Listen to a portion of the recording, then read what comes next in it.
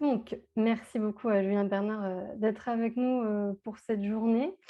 Évidemment, on a entendu donc, des sociologues, des psychologues, des cognitivistes, ce matin et puis j'ai beaucoup tenu à ce qu'on ait un anthropologue, parmi nous. Donc, Julien Bernard est maître de conférences, de sociologie à l'université Paris-Nanterre. Il a travaillé sur les émotions, en particulier dans les rites funéraires. Il a travaillé sur les pompes funèbres et actuellement, il s'intéresse au travail émotionnel dans les métiers du soin. Et parallèlement, il étudie les émotions dans les différents cadres théoriques que la sociologie, peut, proposer, et contribuer à l'épistémologie d'une sociologie des émotions.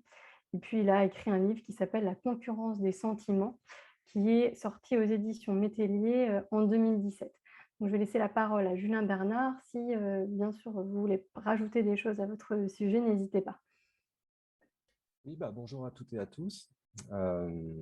Voilà, je suis ravi d'être ici, honoré. J'apprends beaucoup de choses et je trouve que c'est vraiment très enrichissant d'être dans un espace de dialogue interdisciplinaire, puisque voilà, un de mes centres d'intérêt peut-être dans le futur, un de mes projets, c'est d'essayer de comprendre les conceptions des émotions dans les différentes disciplines. Et voilà, là, il y a à partir de cette journée, une matière peut-être à utiliser pour plus tard. Voilà, non, je n'ajouterai rien à la présentation. Je suis un peu sociologue, un peu anthropologue. J'essaye d'être sociologue de terrain quand les terrains sont accessibles. Voilà. Et je réfléchis en même temps, donc, comme vous l'avez dit, à la place des émotions dans les cadres théoriques en sociologie. Donc assez loin de la psychologie, de la neuro, des choses qu'on a entendues ce matin, mais en même temps, voilà, je me répète, c'est très intéressant de croiser les regards et de discuter un petit peu d'aspects terminologiques. Je terminerai mon intervention un petit peu sur ces conceptions, mais, mais ce que je vous propose avant ça, c'est une sorte de tour d'horizon des cadres théoriques en sociologie et dans lesquels on peut trouver les émotions. Alors, en introduction, alors j'ai pas de PowerPoint, hein, donc voilà. En introduction, je voulais dire que quand vous m'avez proposé de participer à ce colloque, je me suis dit, mais je travaille pas sur la dépression. L'humeur n'est pas un concept sociologique. Euh, et vous m'avez dit non, mais vous pouvez discuter des émotions, etc. Et puis effectivement, plus je vous écoute, plus je trouve qu'il y a des correspondances avec ce que les sociologues peuvent dire des émotions. Et donc, j'espère que chacun d'entre vous pourra tirer profit de choses voilà, que les sociologues ont pu proposer sur le sujet pour, euh, pour ses propres recherches. Alors, les grandes orientations de la sociologie des émotions. D'abord, on peut partir d'une idée générale euh, qui est très attachée à la sociologie française, d'ailleurs beaucoup plus qu'à la sociologie américaine, qui est qu'il y a une différence de nature, de niveau, d'échelle entre le social et l'individuel. Et dans la sociologie française, avec comme figure tutélaire Émile Durkheim, on a l'idée que les états affectifs individuels dérivent de l'état de la société. Donc ça a été un petit peu dit à un moment donné avant la pause de ce midi. C'est l'idée que la pression sociale, les idéologies, les différents courants sociaux qui traversent la société ont des effets sur les individus. Et d'ailleurs, un des premiers ouvrages de Durkheim porte sur le suicide. Et dans les typologies des suicides qu'il propose, il y en a un qui le relie directement à la mélancolie. Et bon, dans sa conceptualisation, c'est disons, le soutien social, ce qu'on appelle le soutien social aujourd'hui, la solidarité, la cohésion des groupes sociaux qui va être un facteur déterminant, à côté d'un second qui est la régulation des désirs. Donc, selon la nature des collectifs dans lesquelles des individus vivent, eh bien, ces variables de l'intégration sociale et de la régulation sociale vont jouer sur l'état psychologique. Alors, dans cette vision, bon, la psychologie individuelle, eh ben, c'est le produit de facteurs sociaux. Évidemment, ça paraît très mécaniste, très déterminant. Néanmoins, ça a beaucoup structuré les réflexions des sociologues qui, par la suite, se sont intéressés aux émotions, y compris de manière plus fine, plus dans l'interaction, etc. Parmi ce courant-là, donc déterministe, holiste, on trouve Marcel Mauss aussi, qui était un anthropologue, neveu de Durkheim pour la petite histoire, qui a constaté, sur la base de données anthropologiques de deuxième main, que des individus pouvaient finalement se laisser mourir parce qu'ils étaient exclus du groupe. Donc voilà, c'était ce qu'il avait appelé la thanatomanie à l'époque. Voilà, ce qui montre peut-être effectivement l'influence des groupes sociaux et l'influence des contextes. Dans cette famille de courants théoriques qui s'intéressent donc à l'influence de la société sur l'individu, on trouve quelque chose aussi chez les anthropologues, un courant qui s'appelle le culturalisme, et qui, à l'époque, on est dans les années 60 aux États-Unis, même avant, 40, 50, 60, considère que la structuration de la personnalité dérive des normes éducatives, en particulier des interdits moraux, des interdits touchant le corps, touchant la nudité, touchant les aliments, etc. Et qu'on pouvait donc, que les anthropologues pouvaient donc eh bien, dresser des tableaux de types de personnalités associés à des types de cultures. Donc, par exemple, Bénédicte sur le Japon a expliqué que c'était une société de la culpabilité. On peut trouver d'autres exemples comme ça. Dans tout ça, et là je peux prendre peut-être quelques exemples qui vont se rapprocher un petit peu des maladies mentales, et plus précisément des liens entre psyché et soma, quoi, des liens psychosomatiques. Les anthropologues se sont rendus compte qu'il y avait des grandes variétés dans les sociétés de critères d'identification de ces liens, c'est-à-dire est-ce que c'est plutôt le psyché qui va jouer sur le soma ou inversement, et grande variation aussi sur les façons de nommer ces états affectifs ou pas affectifs d'ailleurs. Et sur la dépression, par exemple, bon, il y a une étude d'anthropologue en 1980 qui comprenait pas, dans un contexte interculturel, qu'une patiente vietnamienne aux États-Unis disait je ressens une oppression physiologique sur la poitrine, j'ai du mal à respirer, etc. Et c'est en travaillant avec des interprètes, en travaillant sur toute cette question interculturelle, finalement, qu'un diagnostic de dépression avait à l'époque été posé. Donc, finalement, il semblerait que certaines cultures vont plutôt insister sur les aspects physiques, d'autres sur les aspects psychologiques d'une pathologie qui peut-être est la même, mais peut-être pas. Autre exemple, un anthropologue qui était psychiatre aussi, qui s'appelle Lévy, qui travaillait sur Tahiti, travaillait sur les termes utilisés par les Tahitiens. Il disait jamais on ne trouve le mot tristesse dans le vocabulaire. Si quelqu'un ne se sent pas bien parce que sa copine l'a quitté, il va dire qu'il est fatigué. Bon, alors, est-ce qu'on peut dire que la fatigue de ces gens-là correspond à notre tristesse? Des grosses questions concernant la traductibilité finalement des états physiques et mentaux.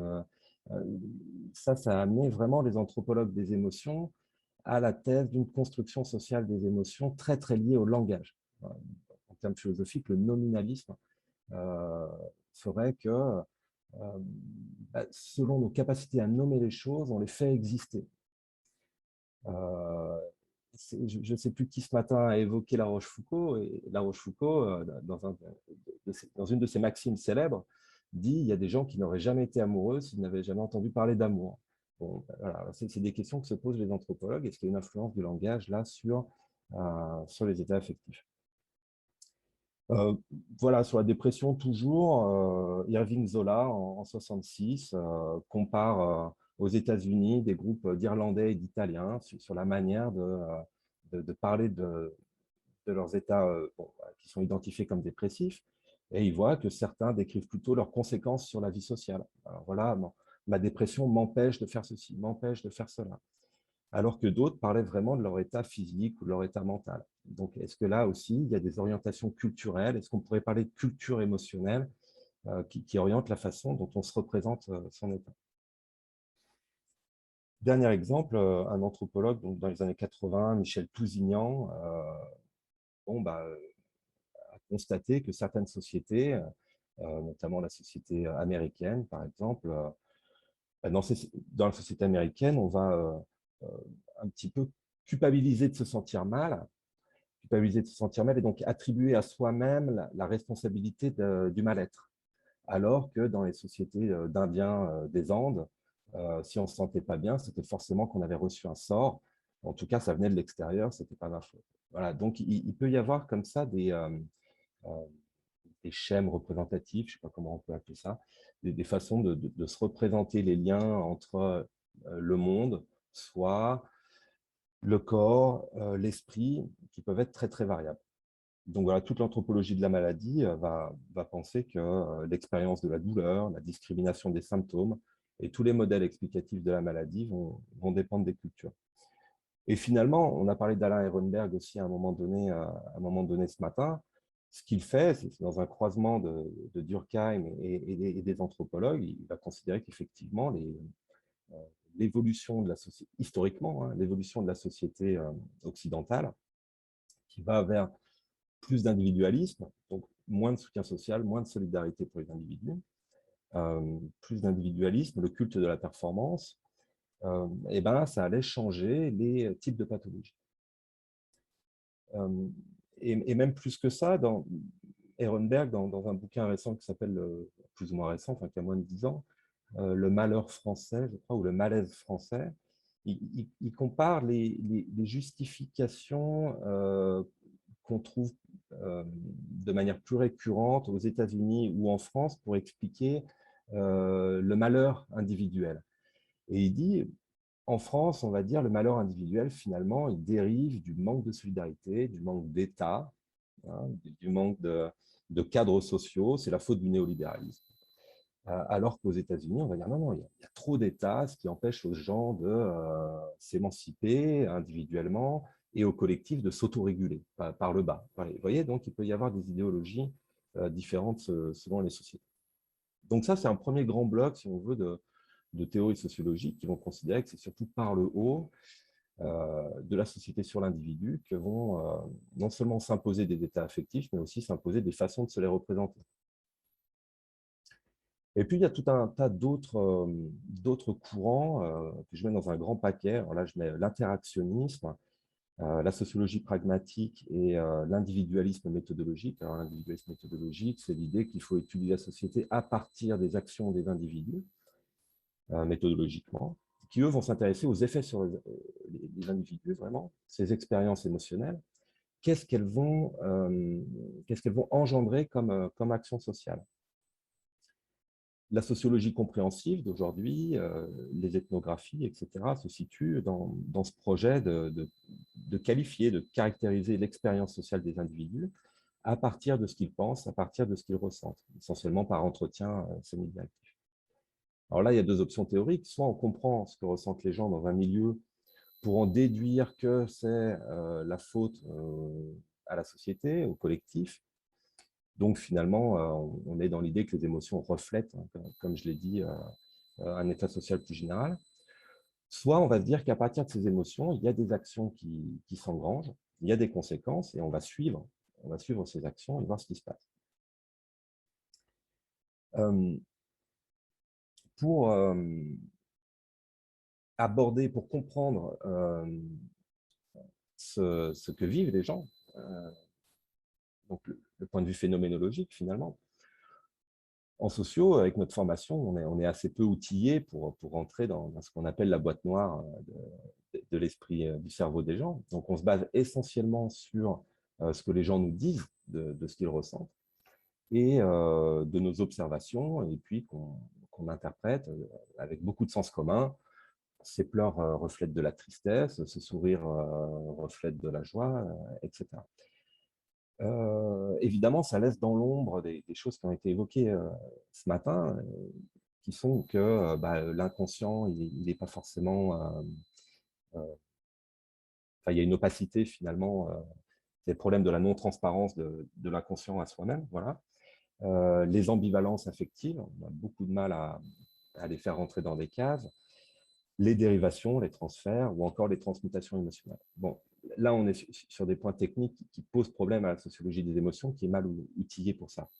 Néanmoins, ce qu'on constate dans ces courants qui s'intéressent aux émotions d'un petit peu près, c'est que la distinction du normal et du pathologique va arriver assez vite dans le jugement que portent les gens sur les émotions des autres, et que ce jugement, il se base beaucoup sur une idée de la rationalité. Donc après, on peut discuter des formes de rationalité, mais globalement, en particulier dans l'individualisme méthodologique, la rationalité, elle s'évalue essentiellement par rapport aux conséquences des actions. Les bonnes raisons qu'on peut donner en amont pour justifier son comportement, mais aussi les conséquences du comportement. Pour la sociologie pragmatique, ce n'est pas tout à fait la même option. On ne cherche pas à dire que telle action a été rationnelle ou telle action a été irrationnelle.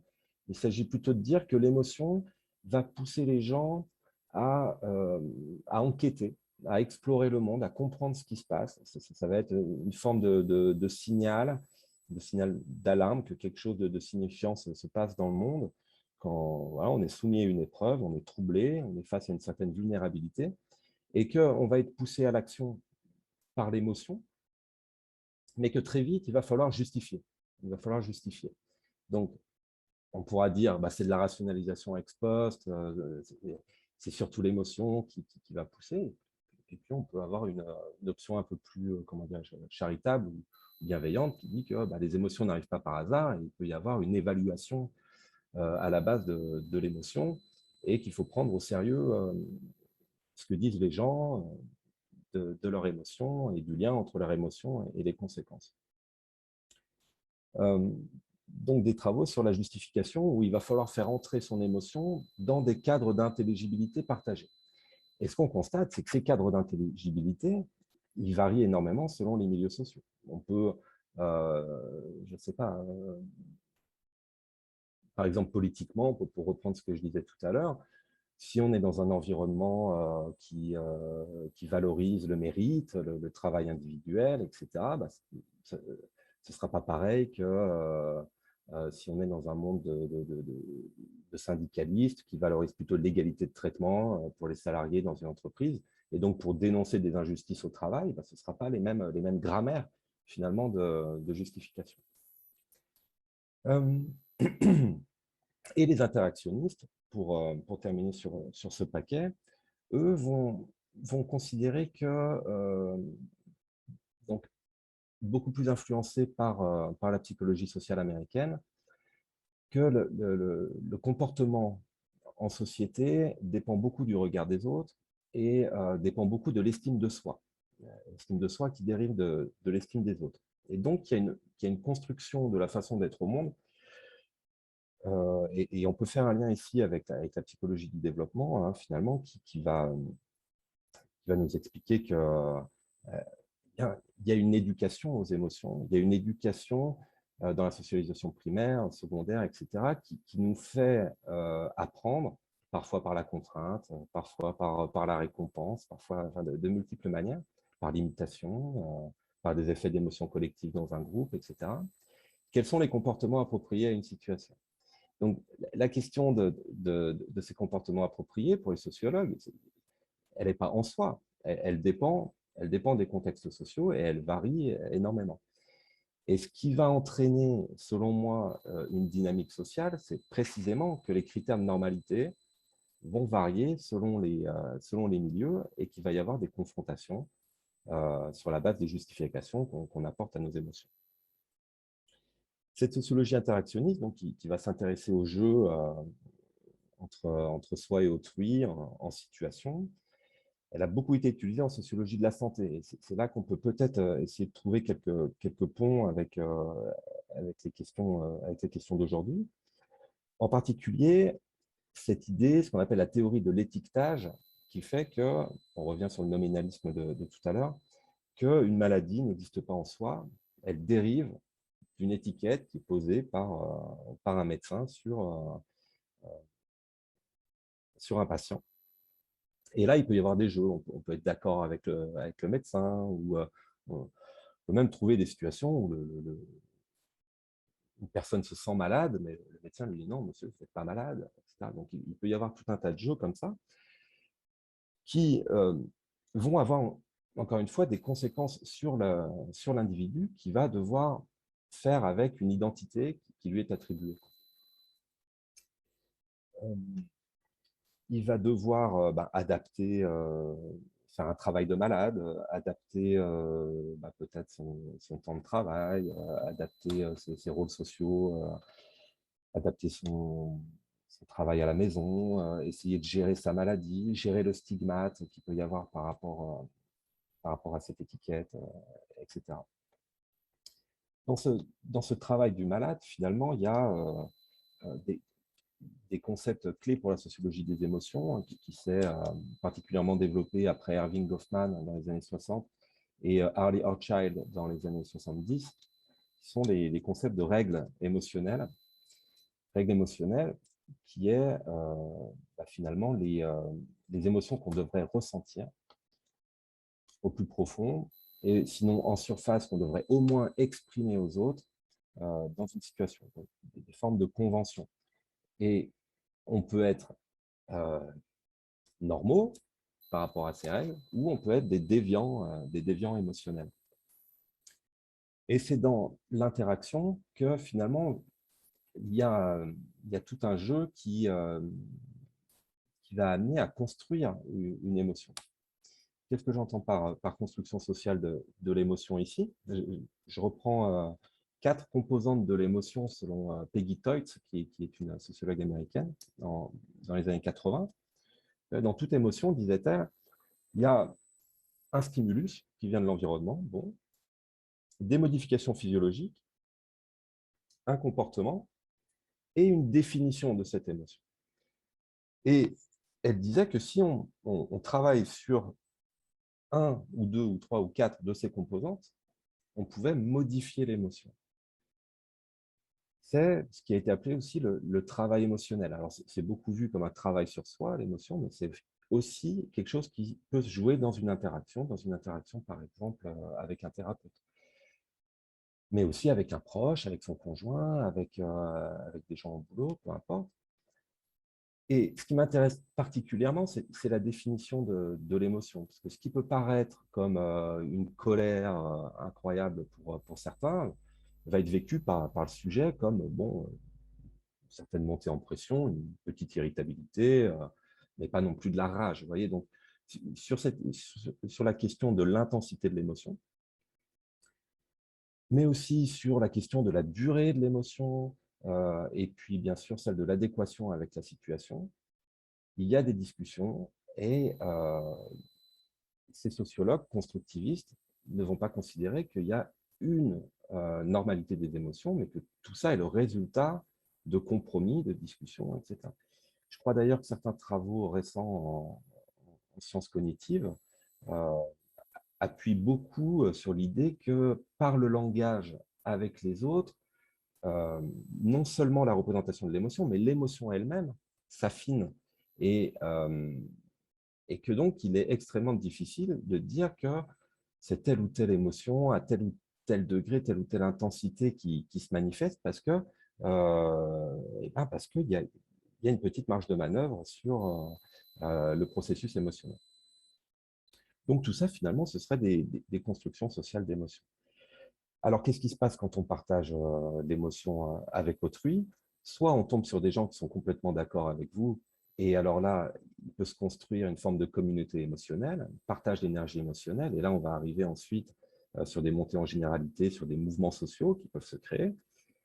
Soit les gens vous disent, mais non, non, tu débloques, pardonnez mon langage un peu léger, ou en tout cas, je ne suis pas d'accord avec toi, ou tu n'aurais pas dû réagir ainsi. Et là, on est amené à faire un travail émotionnel ou un travail de révision de ces croyances ou de ces désirs qui sont à la base des émotions. Je ne sais pas trop combien de temps il me reste. Je n'ai pas du tout regardé l'heure. Bah, vous pouvez parler encore 2-3 minutes parce qu'on vous a fait commencer en retard, donc on ne va pas D'accord, vous couper avant. d'accord.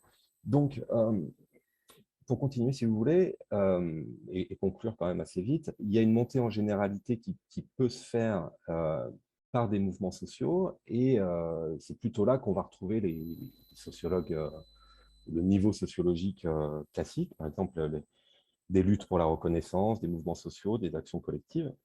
Et donc, on va construire, enfin, peuvent se construire des problèmes publics. Et donc, tout à l'heure, ont été évoqués le burn-out, le syndrome de fatigue chronique, dont je ne savais pas qu'il était maintenant officiellement reconnu. Toujours est-il qu'il y a des catégories, comment dirais-je, des catégories d'entendement de problèmes qui sont à la fois sociaux et individuels, qui sont le fruit de luttes politiques et de processus historiques. Le harcèlement, le burn-out, etc., peuvent donner lieu à certaines reconnaissances juridiques ou reconnaissance d'affection de longue durée, voilà, donc des catégories de l'action publique. Mais pas d'autres. Donc, il y a aussi des controverses, et il y a toute une sociologie des controverses scientifiques par rapport à ces sujets-là. Ce qui peut être intéressant ici, c'est qu'une fois, c'est de s'interroger sur, une fois qu'on a une catégorie qui existe et qui est reconnue, par exemple le burn-out, qu'est-ce que ça a comme effet sur la société? Alors là, je n'ai pas de réponse. Est-ce que ça va permettre aux gens de déculpabiliser par rapport à un état en disant, ça y est, j'ai enfin trouvé un mot est reconnu pour dire ce que j'ai, voilà, je ne suis pas seul, je ne suis pas fou, etc. Est-ce que, ce que peuvent dire d'autres sociologues, il ne peut pas y avoir un effet d'accentuation de ces problèmes-là en disant, bah, ah, mais c'est peut-être de ça que je souffre, donc il y a une augmentation de la sensibilité sociale à certains sujets. Voilà, ça, c'est des sujets voilà, qui sont posés à titre de question et on ne sait pas. Et puis enfin, il y a tout ce qui est histoire. Et les sociologues s'intéressent aux conditions affectives, à l'histoire. Et parmi peut-être les grands changements historiques, j'ai parlé de l'individualisme tout à l'heure, mais il y a aussi ce que Eva Illouz appelle, avec d'autres, la psychologisation du social, et qui serait effectivement un de ces dérivés de l'individualisme où on aborde les problèmes sociaux de plus en plus comme des problèmes individuels et de moins en moins comme des problèmes sociaux. Donc là, après, c'est des luttes de territoire aussi, disciplinaires, bien sûr, qui se jouent derrière, à moins que ce soit vraiment la société qui change. Et moi, j'ai un petit peu peur de ça. Voilà.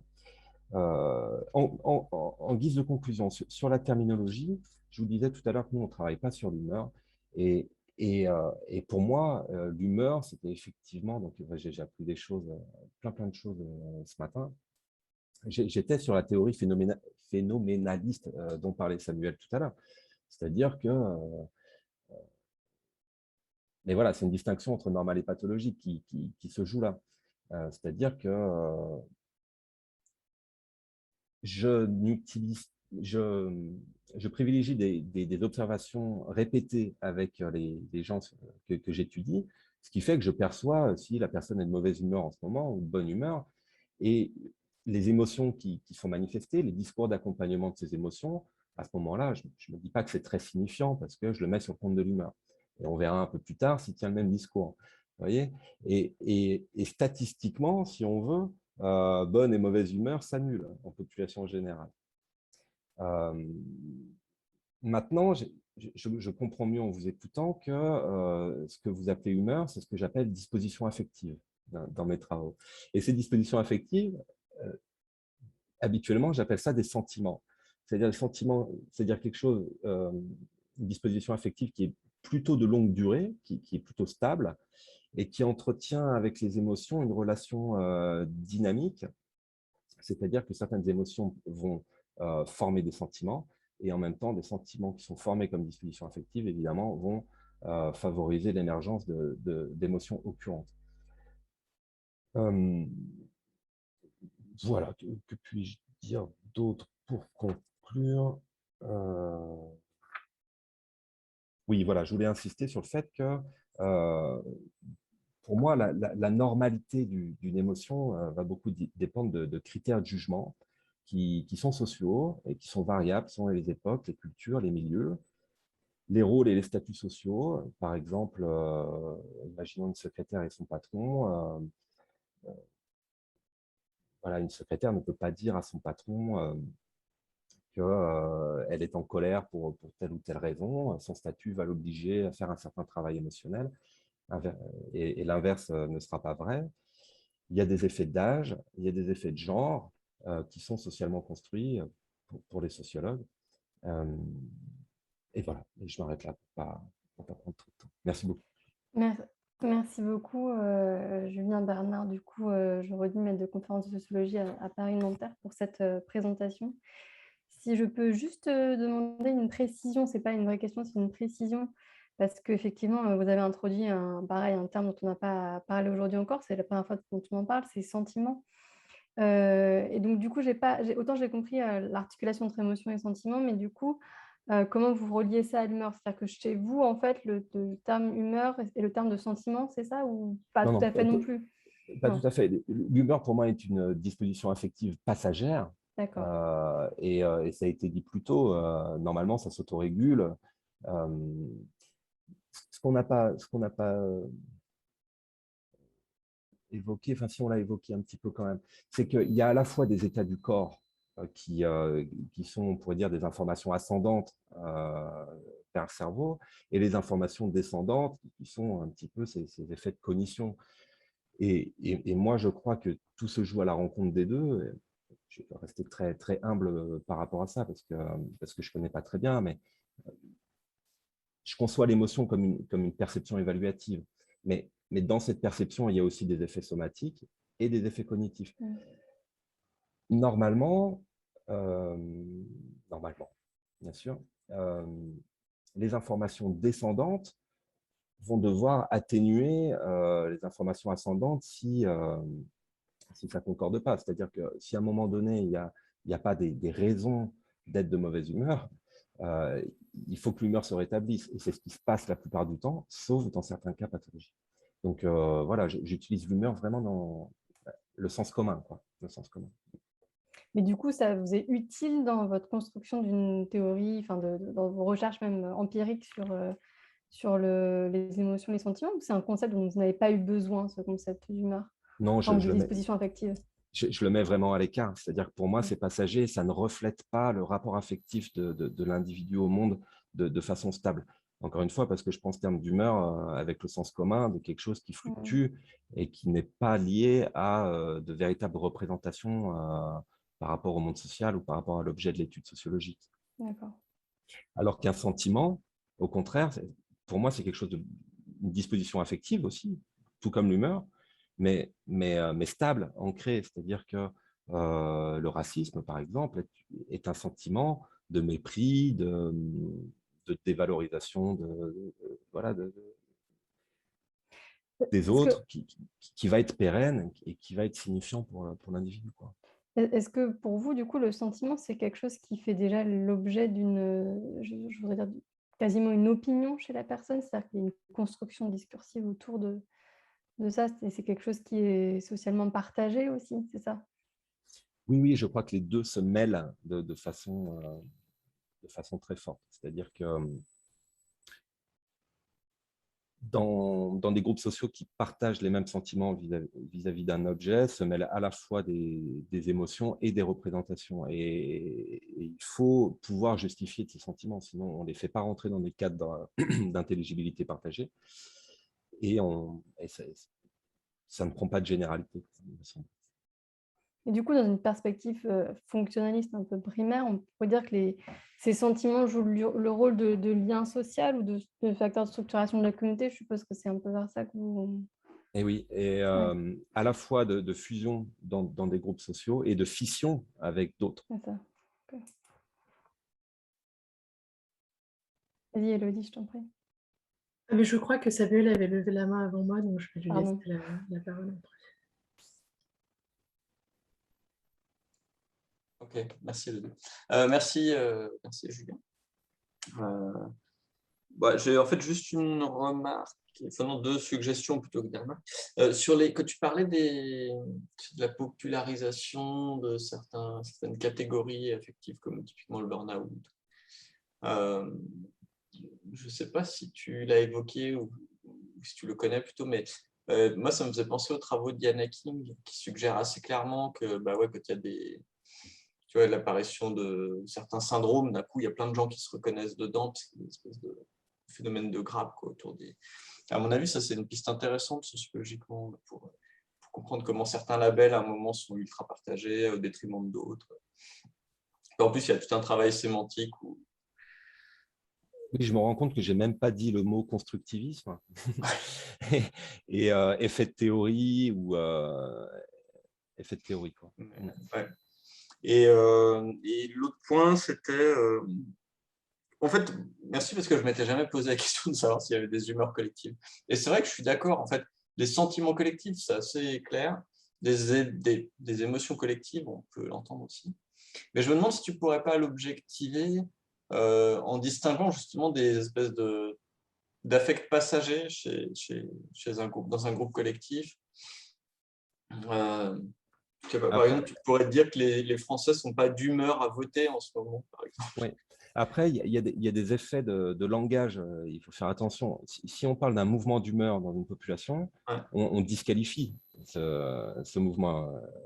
Même de dire que c'est un mouvement émotionnel, c'est une façon de dire que c'est irrationnel. Ouais. Entre spécialistes, on sait que cognition et émotion, c'est pas si séparé, etc. Mais voilà, il y a des effets de langage comme ça qui sont performatifs. Mais est-ce qu'il n'y aurait pas justement un travail un peu de sociologie possible qui consisterait à réhabiliter ces mouvements d'humeur? Enfin, par exemple, s'il y a un mouvement d'humeur anti-vote chez les Français, il ne me semble pas parfaitement irrationnel. Non pas que je veux défendre les non-votants. Oui, oui. La dernière livraison de raisons pratiques sur les émotions collectives fait la distinction entre différents niveaux, comme ça, entre des climats affectifs, entre des... je ne crois pas qu'il y ait humeur collective qui ait été...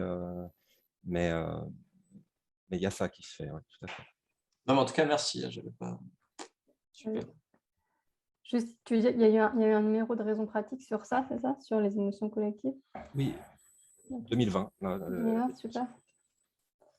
Sous-titré En quête d'un objet impossible. Pas mal. Oui, alors du coup, ma question, c'était quand vous avez détaillé l'idée d'une construction sociale des émotions à partir donc, des quatre composantes que vous avez dites, le stimulus, la modification physiologique, le comportement et la définition, et vous disiez que les sociologues constructivistes, oui, disent que du coup, en modifiant ces composantes, on peut modifier les émotions et que donc il n'y a pas à proprement parler de normalité émotionnelle, mais qu'il y a une sorte de négociation de l'émotion dans l'interaction finalement. Et donc je me demandais si ça c'était le cadre dans lequel vous penseriez les thérapies que décrivait Céline Bayens ce matin, c'est-à-dire est-ce que ce qui se joue, voilà, pour vous c'est ça, c'est le thérapeute et le patient essayent de moduler ces composantes pour redéfinir l'émotion, pour arriver à mieux la réguler en fait. D'accord. Ouais, tout à fait. Ouais. Ouais. Encore faut-il, pour que ça fonctionne, que, comme je disais de manière un peu imagée, que les informations descendantes arrivent à modifier les affects. D'accord. Donc, en ça, il y a une forme de relativisme dans l'approche sociologique des émotions qui a tendance à... Enfin, on a l'impression que, du coup, les émotions sont extrêmement dépendantes du cadre culturel dans lequel on est et la normalité émotionnelle aussi, etc. Mais vous avez quand même l'air de penser que il y a un déterminant, alors est-ce que c'est le déterminant somatique ou est-ce que c'est un peu plus large que ça, mais qui est, comment dire, qui est indépendant du cadre culturel et que ça, c'est ensuite modulé par le cadre culturel, enfin par ce qui vient d'en haut, les concepts, etc. Mais donc, il y aurait quand même un, comment dire, un ancrage non culturel, alors je ne sais pas s'il faut dire biologique ou quoi, des états affectifs. Et peut-être c'est là que se jouerait le passage vers des états qui sont pathologiques. Alors, ce n'est pas juste une affaire de poser des normes dans des cultures différentes les unes des autres. Il y a quand même quelque chose de... Enfin, qu'est-ce que vous en pensez en tant que sociologue des émotions? Oui, on peut pas. Enfin, je ne soutiens pas un constructivisme radical qui voudrait, Ouais. qui dirait que les émotions ne sont que des produits du discours ou que des produits des représentations et que tout ça n'est pas incarné. Au contraire, je m'intéresse beaucoup à l'inscription charnelle finalement dans le monde, la sensorialité et l'affectivité qui est évidemment physique. Néanmoins, on ne peut pas réduire, me semble-t-il, les processus émotionnels à des déterminants biologiques. Non, bien Donc, je sûr. suis dans une position modérée entre les deux. Il y a des Ouais. programmes, il y a des programmes affectifs, il y a des logiciels, mais il y a aussi une grande Plasticité, c'est ça? plasticité, merci. Et voilà, d'ailleurs, je ne suis pas sûr qu'il y ait une modularité des émotions. Après, ça, c'est une autre question. D'accord. Parce que du coup, quand on lit sur la dépression, il y a cette idée que vous avez évoquée, qu'elle se manifeste sous des formes différentes selon les cultures, parce qu'effectivement, dans telle culture, on va parler de ce qui est somatique, dans d'autres, on va parler plutôt des émotions, etc. Mais il y a quand même cette idée qu'il y a quelque chose d'universel, entre guillemets, dans la dépression.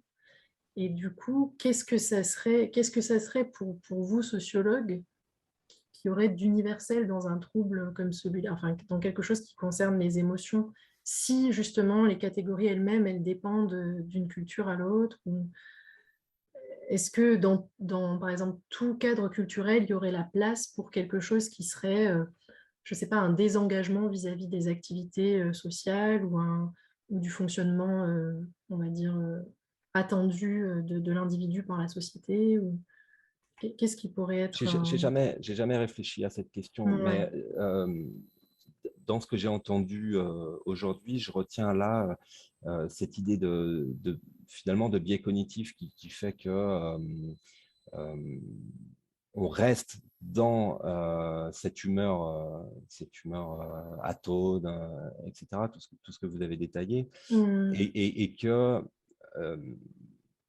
ben, il y a un trouble de la régulation émotionnelle qui fait qu'on ne, une humeur qui devrait rester passagère devient durable. Oui, d'accord. Donc, Et ouais, c'est là que peut-être il y a quelque chose, je ne sais pas. c'est là que ça rejoint ce que vous disiez, c'est-à-dire que vous, quand vous observez les émotions donc, en situation dans le monde du travail, dans les interactions entre les individus, etc., l'humeur joue comme un terme d'erreur. Finalement, vous dites, si j'ai l'impression que la personne est d'une humeur inhabituelle, je ne tiens pas ce qu'elle dit ou ses émotions pour quelque chose de, ouais, pour quelque chose d'acquis. Et donc là, oui, d'accord. Ce qui serait anormal, enfin, ce qui serait entre guillemets anormal, quel que soit le contexte, ce serait le fait qu'il y ait ce biais en permanence, quoi. Mm. Ouais, d'accord. Ouais. Donc en ça, il y aurait quand même une place pour la notion d'humeur et de trouble de l'humeur ouais, dans une approche plus, on va dire, sociologique de la dépression, quoi. Mm.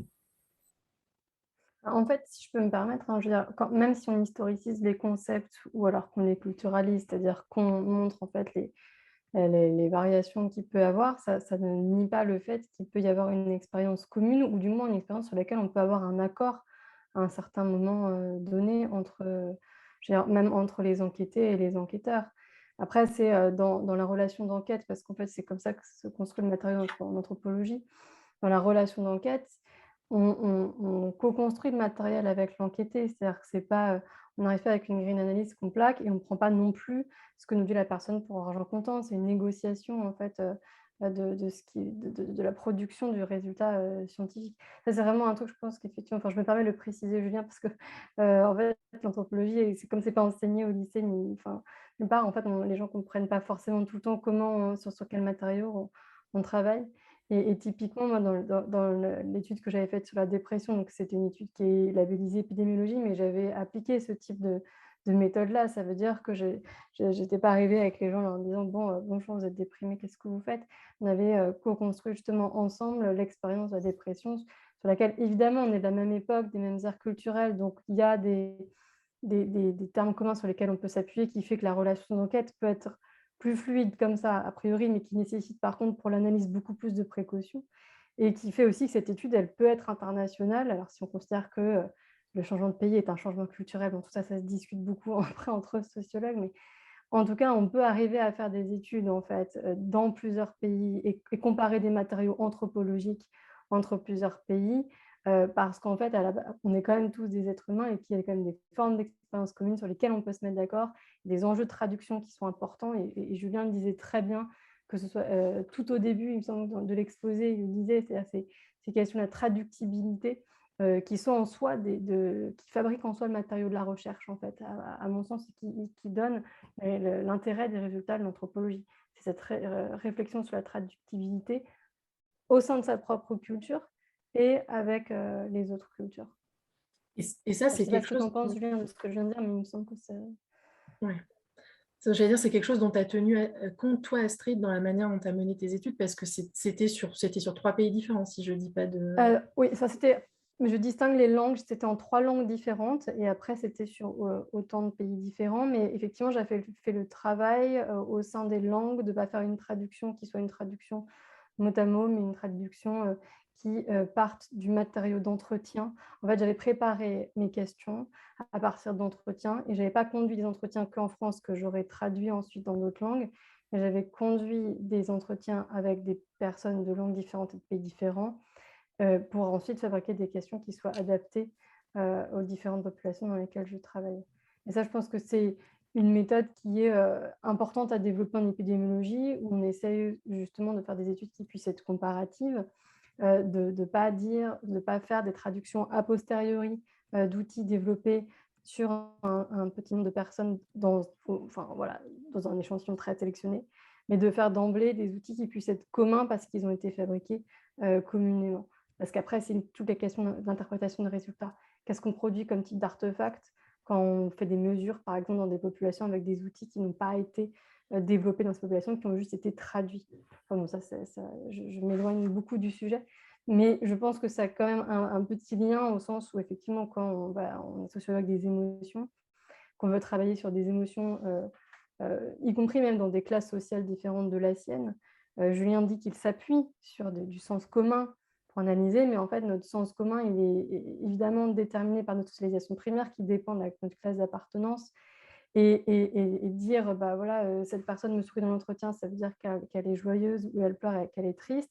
En fait, c'est des choses dont il faut qu'on se déprenne. Enfin, je suis sûre que les sociologues des émotions ont des réflexions méthodologiques là-dessus, mais c'est vrai, c'est des choses que nous, psychiatres, par exemple, des choses auxquelles on n'est pas beaucoup sensibilisés, en fait.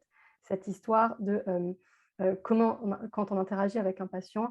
Alors, il y a la psychiatrie un peu transculturelle qui avait fait un effort en ce sens, mais qui peine un peu à se renouveler malgré tout. Mais quand j'analyse la valence d'une émotion ou son intensité, par rapport à quel gold standard je me place, est-ce que ce n'est pas un gold standard qui est mien? Et si oui, d'où il vient? Et comment il a été construit? Et du coup, comment se construit cette évaluation du patient? Alors juste, enfin, un peu d'autopromotion, j'avais écrit un article là-dessus avec Florence Weber dans Anthropologie et santé, où on comparait justement la façon dont on conduit un entretien sociologique et la façon dont on conduit un entretien psychiatrique, c'est-à-dire dont on va évaluer quelqu'un avec un trouble psychique, soit en tant que sociologue, soit en tant que psychiatre, pour mettre un peu au jour ces différentes difficultés en fait, dans l'évaluation des émotions, des humeurs ou des comportements. Je vois que Jérôme Wakefield vient